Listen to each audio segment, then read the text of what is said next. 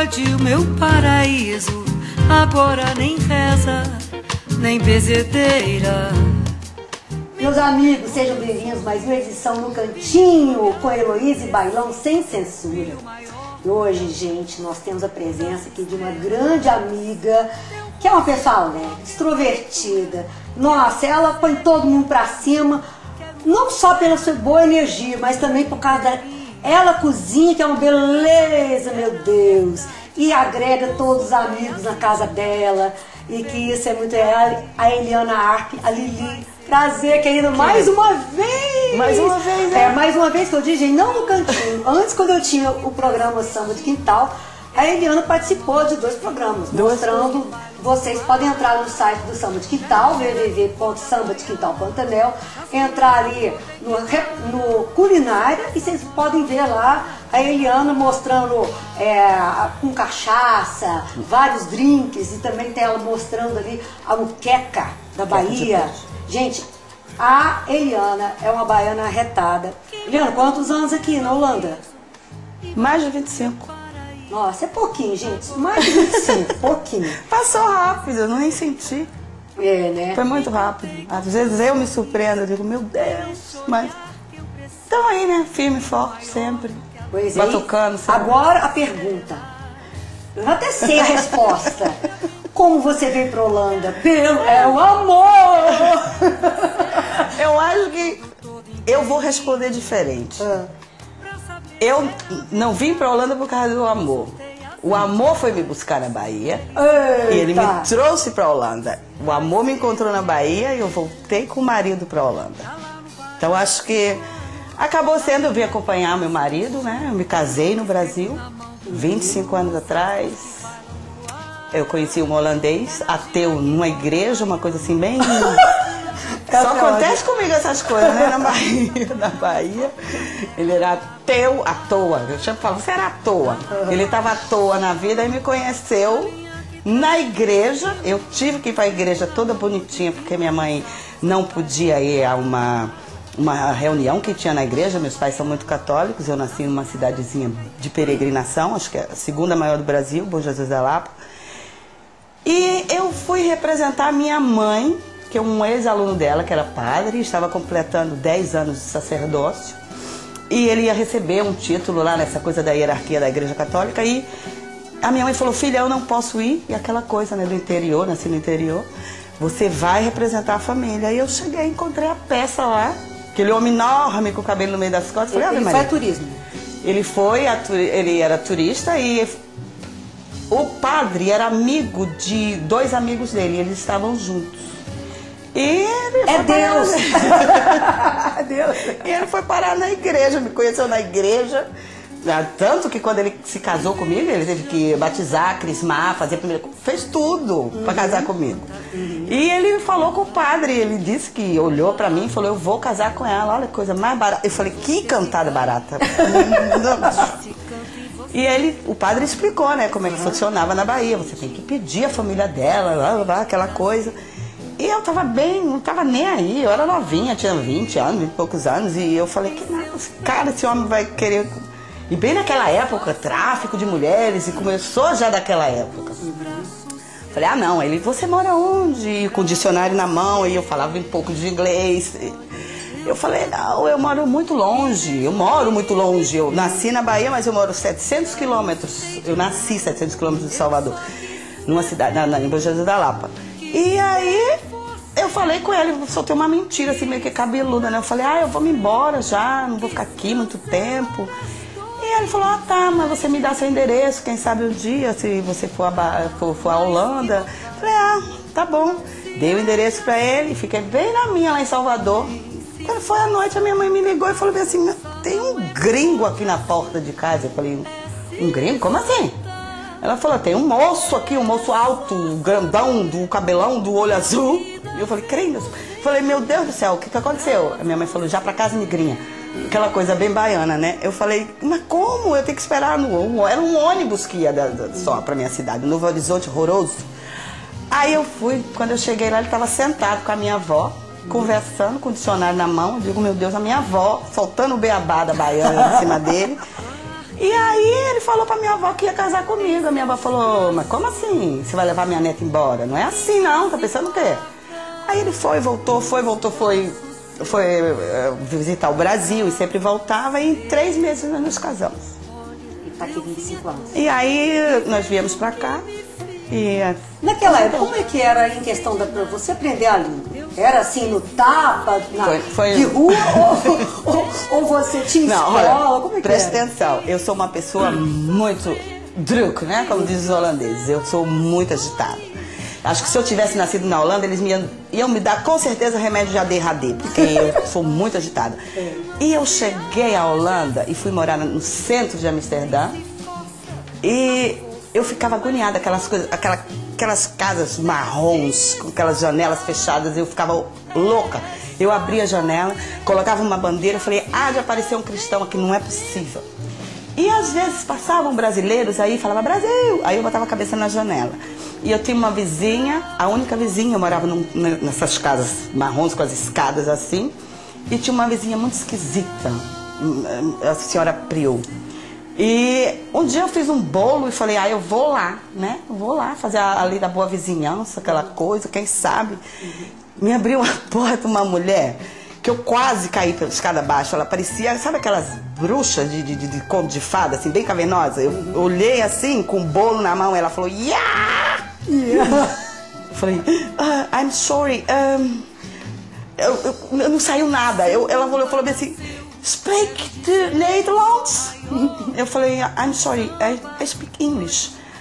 Aí ela me falou com todas as letras que na Holanda se falava holandês, e eu com o bolo na mão, falei, eu vou sentar o bolo na cara dessa mulher agora. Que recepção, hein? Eu falei, meu Deus. Aí depois ela olhou pro bolo, aí ela perguntou se era pra ela. Ela disse, for mine? Eu falei, sim, senhora. Aí ela entrei numa casa assim, cheia de coisas, um monte de coisa. Uma garrafa de uísque, um bocado de cerveja. Ela perguntou se eu queria beber alguma coisa. Eu falei, não senhora, um chá. Eu falei, não, só vim, eu moro aqui embaixo. Ela perguntou se eu era a mulher do cabeludo. Eu falei, o cabeludo devia ser o marido, né? Eu falei, ok, o cabeludo é meu marido. E aí ficou, né? No dia seguinte, ela desceu com o prato. Aí ela disse, suba que eu vou lhe ensinar a falar holandês. E eu tomei aquele susto. Aí foi a minha primeira professora de holandês, na verdade. Que legal, né? Quando eu fui... Naquela época tinha emburriscas, né? Mas não era obrigatório. Então, quando eu fui à escola, eu pulei de um nível para o outro numa rapidez. Porque já tinha por causa dela. E ela era daqui de Roterdã. Ela tinha um bar aqui em Roterdã. E aquele tipo de mulher bem da noite mesmo. E com o tempo... Aí os dias foram se passando, e aí eu fiz a unha dela, fiz o cabelo dela, todo dia eu fazia comida. Às vezes ela fazia uma comida horrorosa que a gente jogava no lixo, mas eu falei, ai, que horror, meu Deus. E foi criando aquele vínculo. Ela morreu nos meus braços até. Inclusive, eu fui a herdeira dela, daquela tranqueirada toda, pode pensar. Eu herdei aquilo tudo do mausoléu, né? Aí eu fui a única no enterro com meu marido, na época o Rutger eu estava grávida do Rutger ainda, o Rutger nem tinha nascido. Mas e o holandês? Depois você foi pra escola? Eu fui pra escola, nesse meio termo eu fui pra escola, só que eu fui pulando de nível. Eu aprendi muito rápido, porque eu convivia com a família do Richard, que era holandês. Não tinha brasileiro pra você conversar? Não tinha brasileiro pra conversar. A primeira vez que eu achei o Domingos Martins e a Geni foi a glória, porque eu encontrei no... Lembra que eles tinham ali no centro de Amsterdã um bar? E aí foi até minha sogra que achou num jornal uma advertênciazinha dizendo que tinha um bar de brasileiro.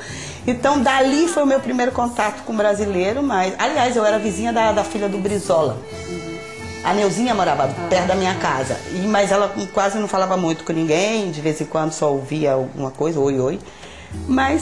Aí foi quando eu encontrei com os agora brasileiros. é o seguinte, você já chegou com o bolo na mão, né? Ah, claro. E aí... Com comida eu conquistei marido, faço ideia. De segurar o homem 26, meu Deus, tem que ser pelo estômago. Tem que ser pelo estômago, né? Então, mas aí, como é que foi essa ideia do catering? Porque... você, assim, sempre gostou de cozinhar e sempre de criar coisas? Como é que é? Olha, na verdade, em minha casa nós sempre tivemos as pessoas que trabalhavam na cozinha. Minha mãe nunca gostou de falar negócio de empregada disso, ela sempre falava secretárias. A minha mãe odeia cozinhar, minha mãe não gosta de cozinhar.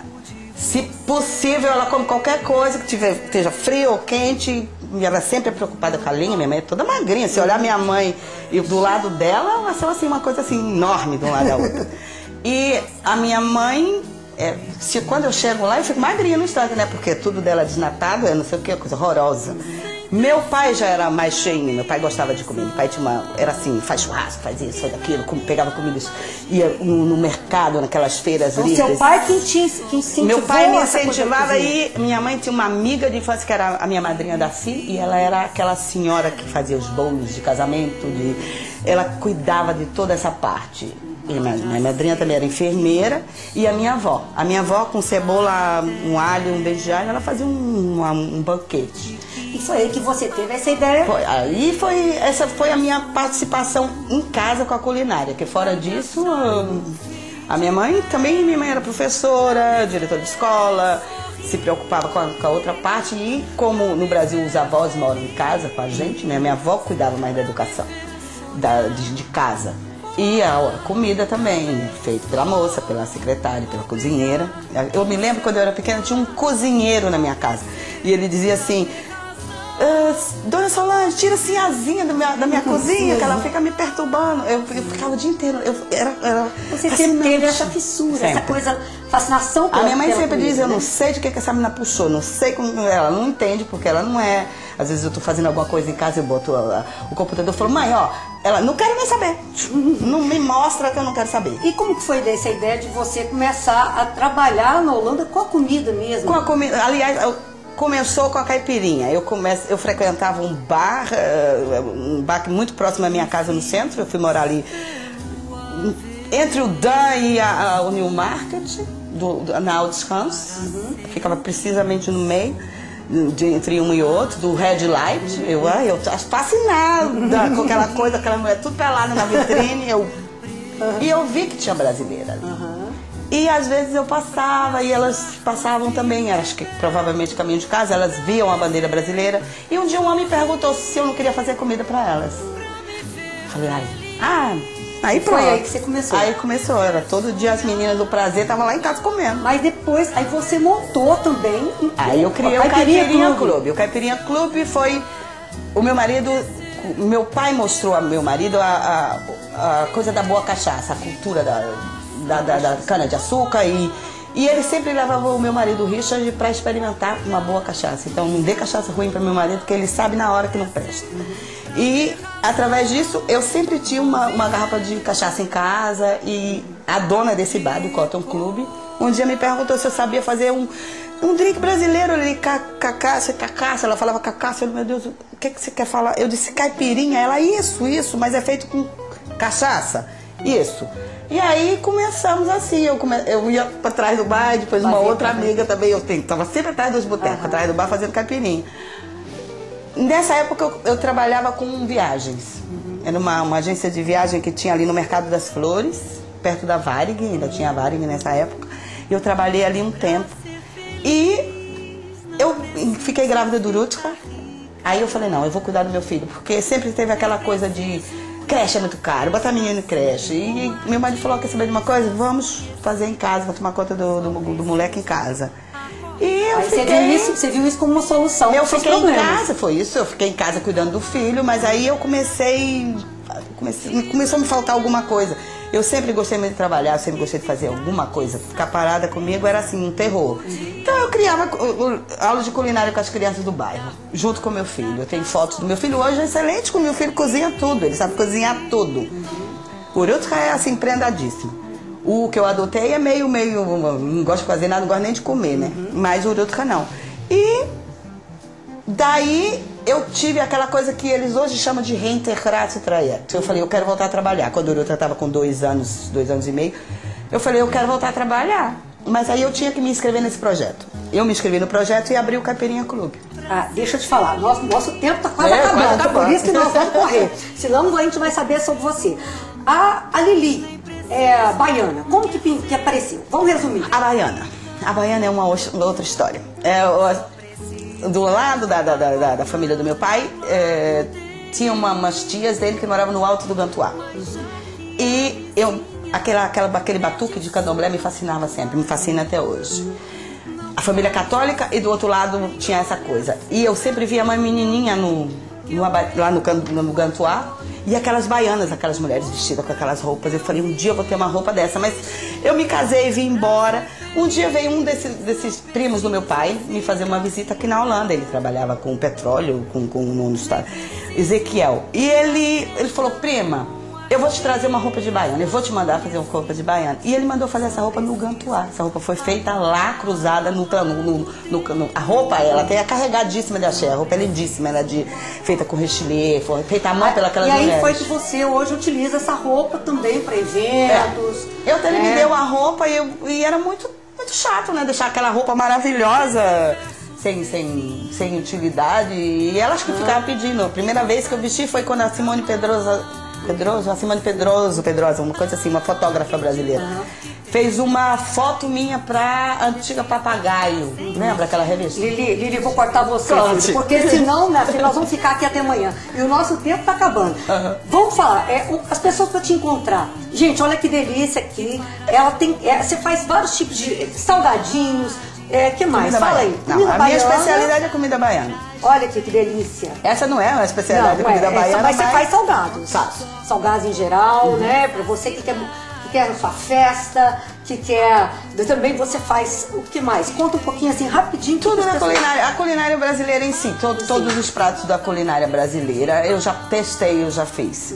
Mas, como eu sou baiana, a minha especialização é na culinária baiana. Entendeu? E como que faz para as pessoas que querem contratar o seu serviço, o seu case? Sempre no meu site. A Baiana Lili, né? No Caipirinha Clube Pantanal. www.caipirinhaclube.nl, sempre. Há 18 anos vai fazer... 18 anos. E agora, e o Brasil? Vai voltar? Fica aqui? Como é que é? O Brasil nunca saiu de mim. Eu carrego o Brasil onde eu vou. Então... Mas e a velhice? Você quer passar a velhice aqui? Eu quero voltar pro Brasil, sim. Né? Então nós somos duas, amigos. Somos duas. Olha, eu levo o Brasil comigo, mas um dia eu volto pra lá. Não tem aquela música? Um dia eu volto pra lá, com certeza. Olha, gente, a Eliane tem muita coisa pra contar, como vocês viram aí, é maravilhosa. Não deu nem tempo. Mas nós temos que parar, o programa tem tempo. Um prazer estar aqui. Mas olha, bom demais. Bom demais. Bom demais até vir de Amsterdã aqui só pra conversar com a gente. Eu já sou meu Roterdã. Então, obrigada a vocês de casa, né? E que vocês precisando aí da Lili, do catering e da Baiana Lili, né? Entre aí e vejo pra vocês o site dela. Um beijo grande. Beijo pra vocês todos. E até a próxima edição no Cantinho com Eles Bailando Sem Censura. Tchau. Tchau, gente. Essa cidade.